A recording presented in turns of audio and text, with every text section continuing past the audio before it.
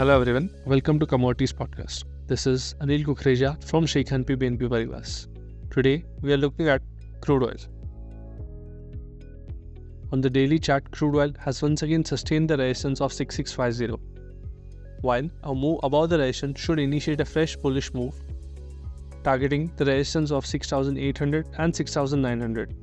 However, the price should find the support around the level of 6450, which is the 20 exponential moving average. The momentum indicator RSI has a positive crossover to support the bullish bias for the price. We should await a breakout from the resistance before targeting the level of 6850 with a reversal below the level of 6480. Therefore, a buy and dash strategy could be used until the mentioned support is sustained. Hence, we expect crude oil to trade with sideways to positive bias for the day ahead. Thank you.